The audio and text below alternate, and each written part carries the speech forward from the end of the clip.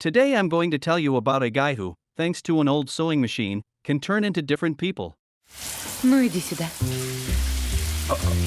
Конечно, сейчас. This is Max Simkin. The guy is a hereditary shoemaker who inherited the shoe repair shop from his father, and the latter from his father, and so 4 generations. Out on the street to get some air, Max meets a young couple.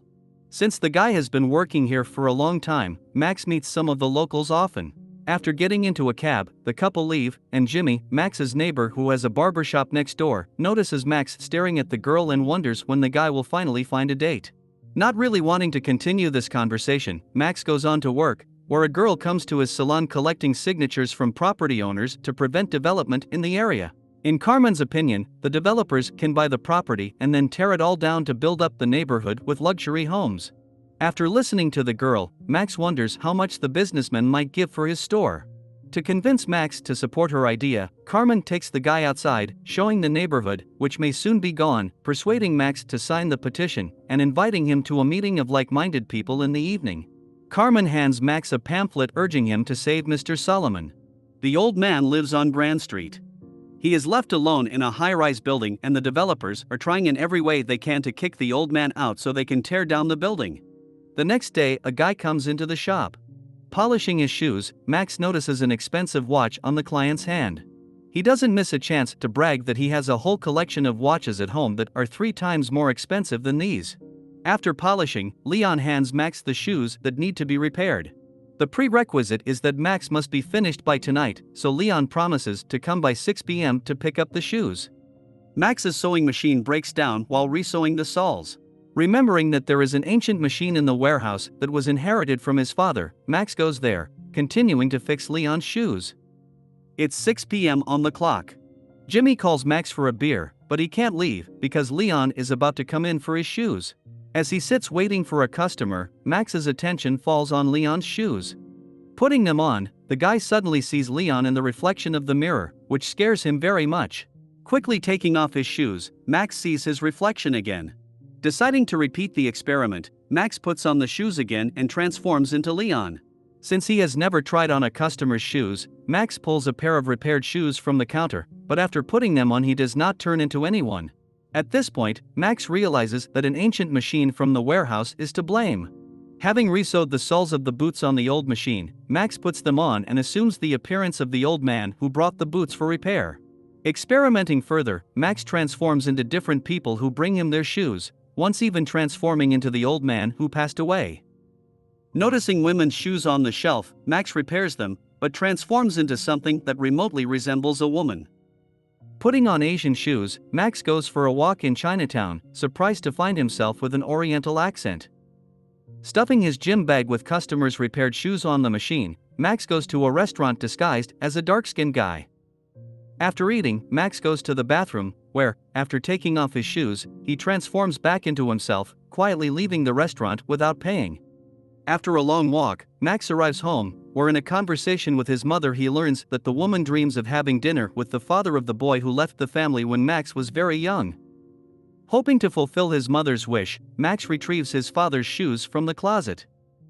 In the morning, Turin, the girl Max keeps staring at, arrives at the repair shop. She has brought her boyfriend, Emiliano's, shoes to be repaired. After replacing the sole on the miracle machine, Max, as Emiliano, goes to the bar, where a girl immediately joins him.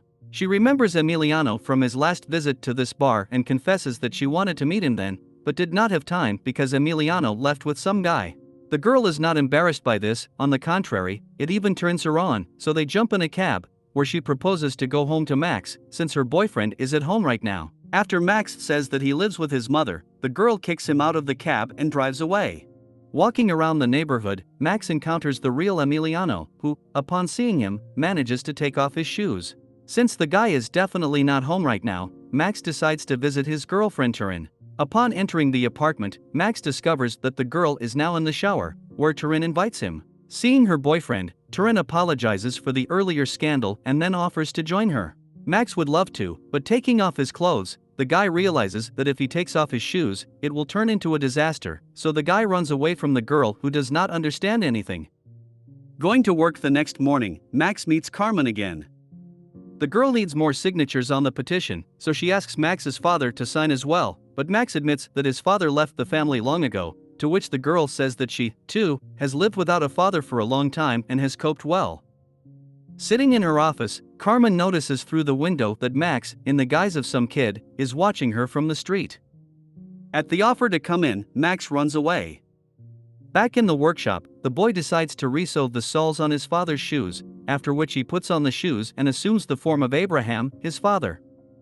Once home, Max promises to arrange a meeting of his mother and father by preparing a table for dinner. Upon seeing Abraham, Sarah confesses that even though the man left the family years ago, she is still glad to see him home again. After spending the entire evening with his mother as his father, Max puts Sarah to bed and then puts Abraham's shoes away in the closet. Waking up in the morning, the boy is horrified to discover that his mother had passed away during the night. A week after his mother's funeral, Leon comes to the workshop to get his shoes. Learning that Max's mother has passed away, causing the guy to be away from work all week, Leon starts saying all sorts of nasty things, pissing Max off. Wanting revenge on the gangster, Max demands from Leon a receipt, which he has long since thrown away. Threatening Max that he will take a seat next to his mother if he does not return the shoes tomorrow, Leon leaves the workshop, and Max, having collected all the shoes in a bag, follows the bandit, taking on various guises. Max manages to find out in which apartment Leon lives. Waiting for the bandit to leave the house, Max in his disguise enters the apartment, meeting his girlfriend there, who after a quarrel with the guy gathers his things and leaves. Searching the apartment in search of a collection of expensive watches, which Leon bragged about, Max finds a suitcase with a gun. Taking the electric shock, the guy decides to test it on himself, which causes him to pass out for several hours. Waking up and looking at the time, Max realizes that Leon will be back soon, so he puts on his shoes, but meets the bandit face to face on the way out. Without thinking for long, Leon immediately pounces on Max, starting to strangle him, but the stun gun's blow changes everything. Waking up, Leon sees a fat man in front of him who wants to know where the guy is hiding his watch collection. Since Leon refuses to talk, Max goes into another room, where he transforms himself into a woman. Upon seeing this miracle, Leon confesses where the stash is. Back in the room, Max explains that he is about to knock Leon out with a stun gun, then untie him and leave, but at that moment there is a knock at the apartment door. Behind the door are two of Leon's associates, with whom, according to Leon himself, he must go and get $50,000. After assuming Leon's persona, the guy goes with the thugs to Elaine Greenwald, stopping along the way at a hangar where Leon's men are going to deal with a guy named Ratface who they caught stealing from them. Seeing a gun held to Patrick's head, Max orders his goons to let the guy go, taking his word that he won't steal from them again. At a meeting with Elaine Greenwald, a woman hands Max $50,000 for removing so-called trash from Grand Street. Not understanding what it's about, Max takes the money. The guy returns to Leon's apartment, where he is already waiting for Max with a gun in his hand, having freed himself from the ropes. Leon starts beating Max, and to free himself, he takes off one of his shoes, which scares Leon. Recognizing the cobbler, the gangster grabs the leg of the fleeing Max trying to fight Leon off. Max accidentally stabs the gangster in the neck with a stiletto. Realizing what he has done, Max escapes from Leon's apartment, running back to his house. Waking up in the morning, the guy goes to the police station, telling the detective that he committed a murder last night. Together with the cops, Max goes to Leon's apartment, from which the bandit's body has disappeared. Also missing was the $50,000 that was in the shoe bag, which had also disappeared. Thinking the guy is playing them off, the cops leave and Max goes to his shop, where he discovers the shoe bag and $50,000. Realizing he's been busted and it's time to call it a day, Max grabs the bag and goes outside, where Jimmy's neighbor catches up with him. The man doesn't understand what's going on, as Max has hardly been in the shop since his mother's death. Jimmy worries that Max will end up just like his father, who had exactly the same behavior before he disappeared, which Jimmy only now decides to tell him about. According to the barber, Abraham got involved with the bandits, after which he decided to leave town so that they wouldn't hurt the then young Max and his mother. Angry at Jimmy for hiding it for years, Max pushes the man, after which he goes to Elaine Greenwald to get her $50,000 back. Coming in as Wonder Woman, Max makes up a story that Leon refused to clean up the junk from the streets, so he apologizes and gives the money back. Elaine doesn't believe Max, because Leon left very happy with the money, so her guards knock the guy out. After shoving Max into a car, Elaine's men planned to get rid of him, telling each other along the way that they are preparing to burn down one of the buildings on Grand Street. Getting a pair of boots belonging to a dead old man, Max terrifies the bodyguards so much that they crash into the carriage. Getting out of the car as the old man, Max scares the boys who came to stare at the accident. On arriving at work in the morning, Max stops by Jimmy's house to apologize for yesterday. When he returns to the workshop, Max notices the booklet Carmen gave him. Remembering that the old man the girl was talking about lives on Grand Street, which is where Elaine Greenwald asked him to remove the trash, plus the bodyguard's conversation about setting the building on fire, Max runs to Carmen's office, telling her everything. Carmen takes Max to the house from which the old man is trying to be evicted. Mr. Solomon is the only one left living in the apartment building. Max tells Solomon about what he heard in the car from Greenwald's men, who were discussing amongst themselves that they want to burn down the house along with the old man, who cannot be evicted in any way. In spite of this, Mr. Solomon refuses to move out, explaining that he has lived here all his life and raised his daughter, who now lives in Chicago. Taking on the guise of an old man, Max meets Elaine Greenwald, informing him that he is willing to move out for $100,000 and a ticket to Chicago. In the evening, Elaine's people bring a bag of money to Mr. Solomon. The old man is ready to let the boys into the apartment, but only after they take off their shoes. After giving the money to Mr. Solomon, Elaine's men discover that their shoes have been stolen.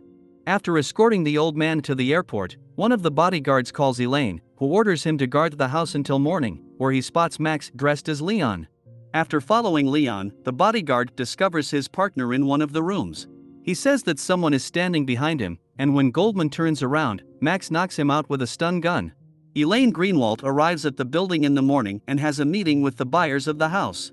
At the door, the woman meets Carmen, who has come to visit Mr. Solomon. Going up to Solomon's apartment, Elaine actually meets the old man.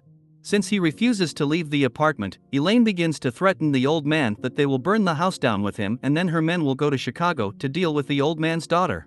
At this point, the door opens and a reporter and cameraman, who once dropped off shoes for Max to repair, show up in the room and leave the guy his card. Since they managed to record all the threats from Elaine against the old man, the woman is arrested. Pointing to the newspaper article, Carmen doesn't understand how Max managed to pull it all off, but the guy doesn't want to reveal his secret. Wondering about Max's plans for the weekend, Carmen invites the boy to have dinner with her, to which Max gladly agrees. In the evening, assuming the guise of Leon, Max goes to his girlfriend, giving her the Bandits watch collection as an apology. Once outside, some guy pulls a gun on Max, forcing him into a car. In the car is Patrick the Ratface, whom Max as Leon once pardoned, but who is about to end the gangster. At that moment, another car crashes into their car. Max regains consciousness in Jimmy's barbershop. The man hands Max a glass of water and then offers to eat a pickle, explaining that you can't jump from one body to another like that, you have to eat sometimes. Max is surprised that Jimmy knows everything. The man confesses that it was he who removed Leon's body from the apartment and returned the bag of shoes and money to Max's workshop, for he is not just a hairdresser. Jimmy takes off his shoe and Max finds his father Abraham in front of him. The man wants to show Max his inheritance, for which he takes the boy to the basement. There, in the showcases, are thousands of pairs of different shoes, repaired on an old machine. The day is tough, so his father suggests that Max go home. When Max opens the door, he sees a luxury car with a personal driver in the underground garage. Abraham confesses that he built the garage himself when he bought the barbershop from the real Jimmy, who is now spoiling in the Caribbean. In general, according to Abraham, the Barbershop Alliance are the kindest people, not like the laundresses, admitting that he and his son are not the only ones who can reincarnate into other people. That's where the movie ends. Thank you for watching and see you on the channel.